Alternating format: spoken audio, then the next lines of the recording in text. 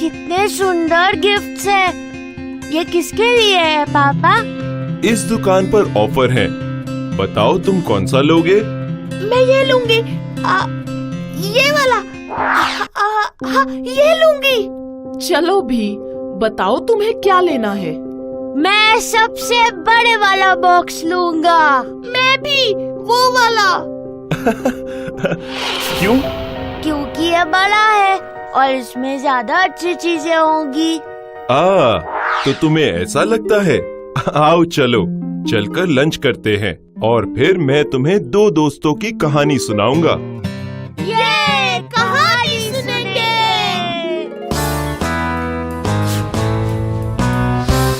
एक बार की बात है, दो छोटे से भालू थे जो बहुत ही अच्छे दोस्त थे। उनका नाम था हैरी और चार्ली। एक दिन जब वो दोनों बीच पर खेलकर वापस आ रहे थे, उन्होंने सड़क पर एक बहुत ही अजीब सा लैंप देखा। अरे, ये क्या है चार्ली? मुझे नहीं पता हैरी, लेकिन ये देखने में ऐसा लगता है जैसे एक जादुई लैंप।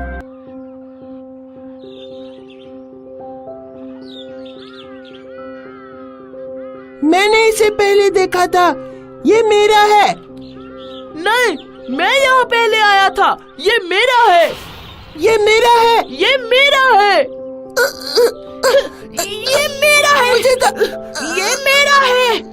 मुझे दो, मुझे दो। ठीक है, हम दोनों दोस्त हैं। इन छोटी छोटी चीजों पर हमें लड़ना नहीं चाहिए।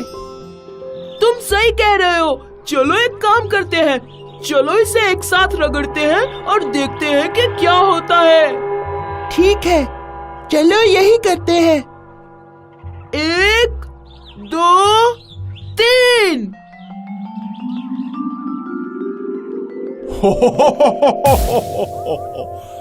आज मुझे क्या मिलने वाला है? क्या एक साथ दो आका?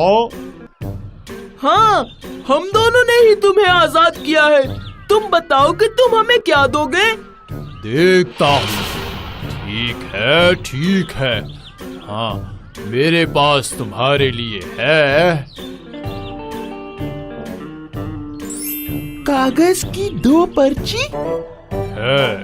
मेरे पास तो बस यही है।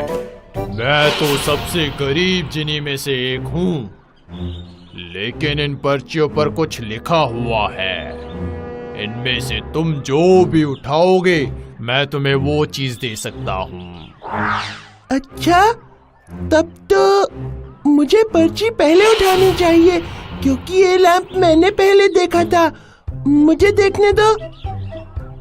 ये है पहली। इसमें क्या लिखा है? एक पर्स और न जाने क्या क्या। हद है, ये बेकार सा पर्स किसे चाहिए? अब ये दूसरी पर्ची देखता हूँ और इसमें लिखा है 1000 सोने के सिक्के। बहुत बढ़िया। हाँ, मुझे तो यही पर्ची चाहिए। खैर, तब तो मैं पर्स वाली पर्ची रख लेता हूँ। हो, बहुत बढ़िया। जल्दी फैसला लेने और मेरा वक्त बर्बाद न करने के लिए शुक्रिया। साथ ही मुझे आजाद करने के लिए शुक्रिया। अब मैं चलता हूँ, अपने तोहफों का मजा लो।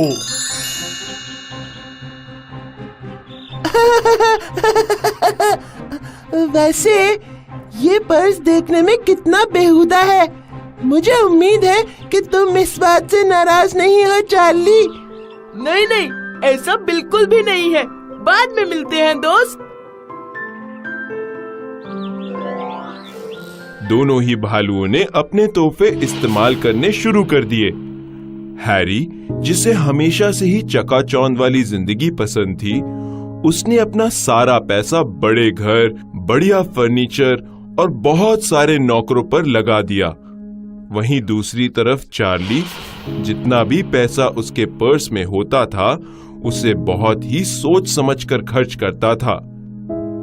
लेकिन 6 महीने बाद क्या आप मुझे कुछ पैसे दे सकते हैं सर? प्लीज सर, कुछ तो दे दीजिए। हैरी, हैरी, क्या ये तुम हो? ये तुम्हें क्या हो गया है? ओ नहीं चार्ली, मैं नहीं चाहता था कि तुम मुझे इस हालत में देखो। लेकिन हुआ क्या है? तुम्हारे पास तो इतना सारा पैसा था। मैं तुम्हें क्या बताऊं चार्ली, तुम्हें तो मेरी आदतें पता ही है।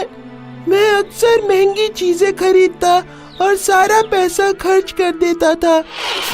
मैंने बहुत सारे नौकर रखे और मुझे उन्हें पैसे देने पड़े।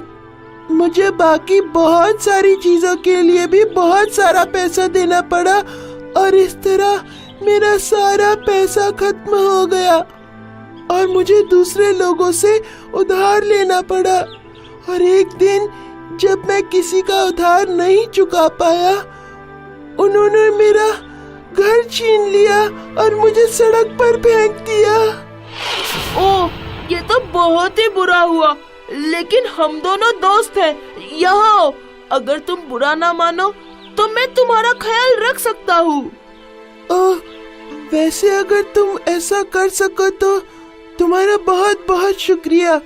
मुझे एक कप गर्म कॉफी मिलेगी क्या? आओ मेरे साथ चलो।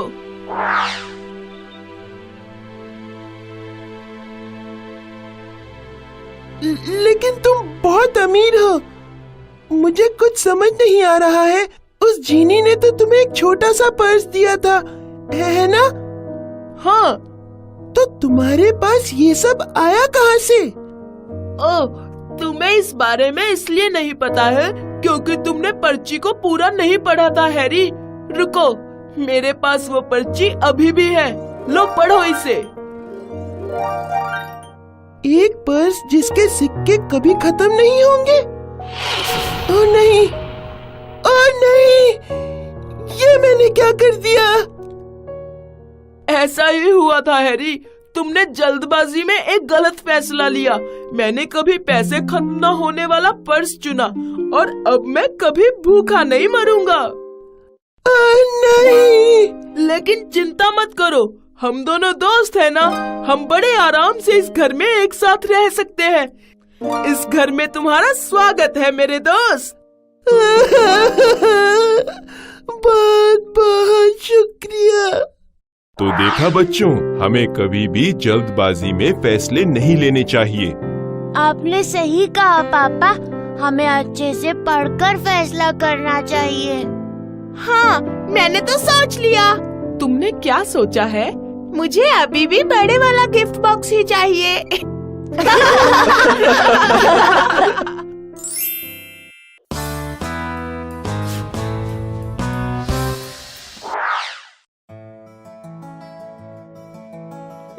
माँ, इनविजिबल हेल्पर्स कौन होते हैं?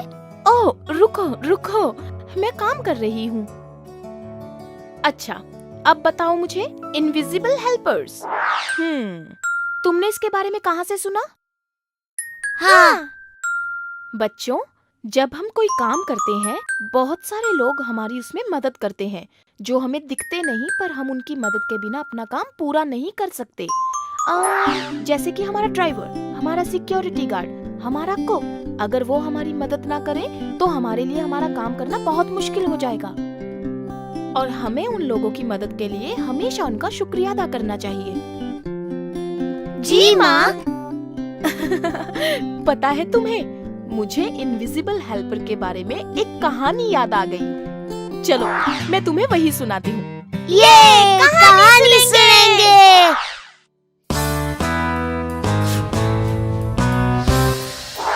ये एक आर्ट गैलरी की कहानी है।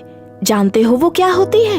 ऐसी जगह जहाँ दीवार पर बहुत सी पेंटिंग्स टंगी होती हैं। लोग उन्हें देखने जाते हैं और उनकी तारीफ करते हैं। और ये आर्ट गैलरी बहुत प्रसिद्ध थी। लोग बहुत दूर दूर से वो पेंटिंग्स देखने आते थे। पर यहाँ सबसे अहम पेंटिंग एक राजकुमारी की थी। ये बहुत बड़ी पेंटिंग थी और वो राजकुमारी की तस्वीर बहुत सुंदर बनी हुई थी। लोगों को देखकर अच्छा लगता था कि कलाकार ने कितनी अच्छी पेंटिंग बनाई है। वो पेंटिंग बहुत ही खास थी, पर ज्यादातर लोग ये नहीं जानते थे कि उस तस्वीर में जादुई शक्तियां थी। हर रात जब सभी चले जाते, वो तस्वीर जिंदा हो जाती और बोलने लगती। वैसे ये एक बहुत ही कमाल की बात थी, पर एक परेशानी भी थी। वो पेंटिंग वाली राजकुमारी बहुत ही घमंडी और अकड़ू थी। जैसी तस्वीर में दिखती थी उससे एकदम अलग। मैं बहुत थक गई हूँ इन लोगों के लिए हर रोज पोज बना बना कर। अब मैं आजाद हूँ, मैं आराम कर सकती हूँ। वो सभी लोग चले गए। शुक्र है कि अब कुछ शांति तो मिली। ओह, ये क्या है?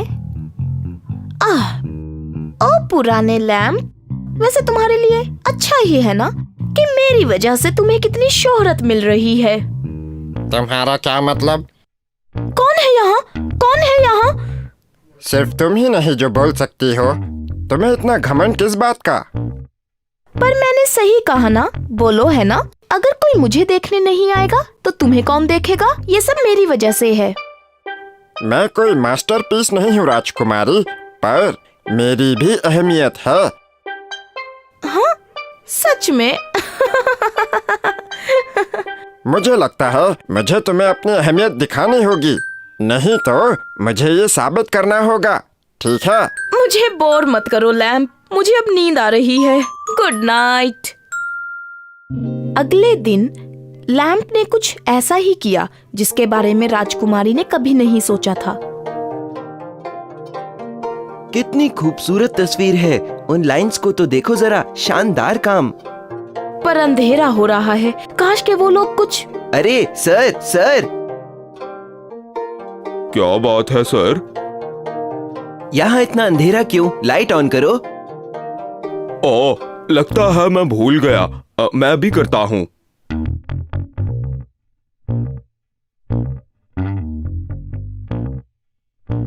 लगता है लैंप खराब हो गया है, बेकार है।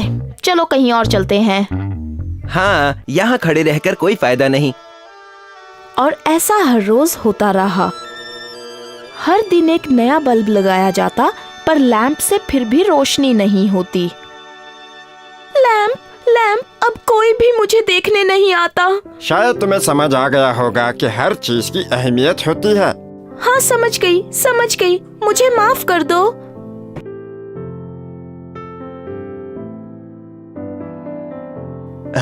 वो देखो, कितना खूबसूरत है।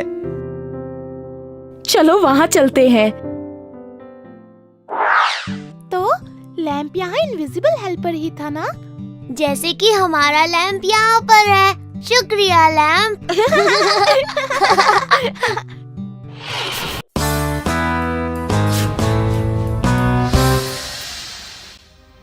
आज देर हो गई।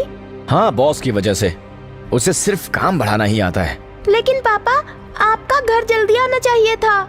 साशा, रुको, तुमने क्या कहा? आपका घर जल्दी आना चाहिए था। जरा आराम से बोलो। आपका घर। आहा, तुम्हें आपका नहीं, आपको बोलना था। पर पापा, आप तो मेरी बात समझ गए ना। शाइनी, हंसो मत। मैं समझ गया, लेकिन जरूरी है कि सभी शब्दों का इस्तेमाल सही तरीके से किया जाए, नहीं तो समझने में बहुत मुश्किल हो सकती है। ठीक है, चलो मैं तुम्हें एक कहानी सुनाता हूँ जिसमें एक गधे ने बिल्कुल हमारी साशा की तरह सोचा। क्या तुम जानना नहीं चाहोगे कि उसके साथ क्या हुआ? ये कहानी सुनेंगे।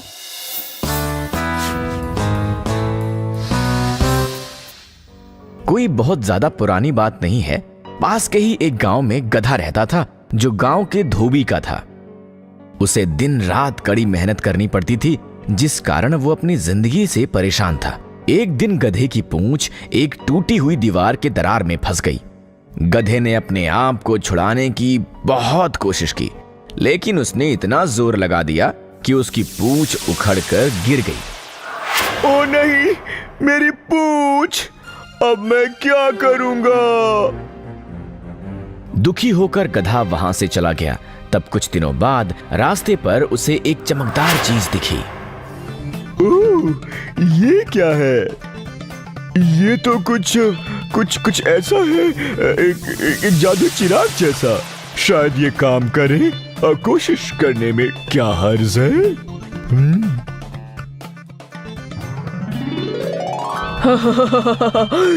तुमने मुझे इस जादुई चिराग से बाहर निकाला है। अब तुम मेरे आका हो। क्या तुम एक जीनी हो? तो तुम्हें क्या लग रहा है?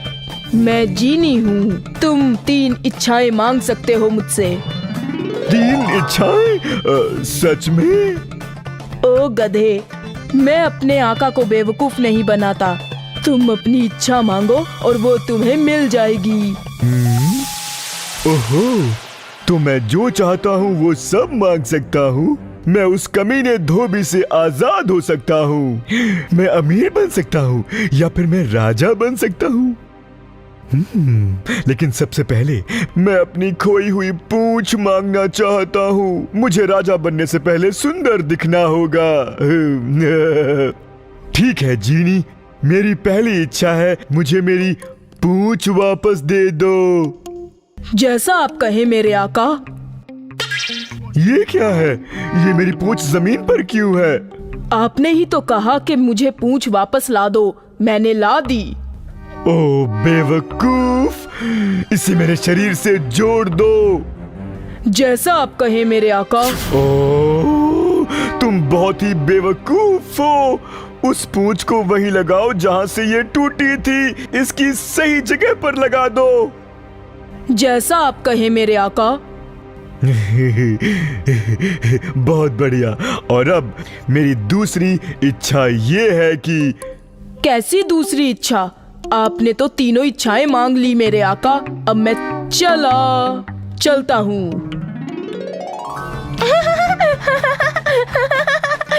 कितना बेवकूफ है। हाँ, क्योंकि उसने अपने शब्दों का सही इस्तेमाल नहीं किया। शब्द हथियार की तरह होते हैं बच्चों। हमें बोलने से पहले सोच लेना चाहिए। जी पापा, हम ध्यान रखेंगे। हाय, मैं हूँ शाइनी। अगर आप मुझे ऐसे ही देखना चाहते हैं तो इस वीडियो को जरूर शेयर करें और हाँ, इस चैनल को भी सब्सक्राइब करना ना भूलें।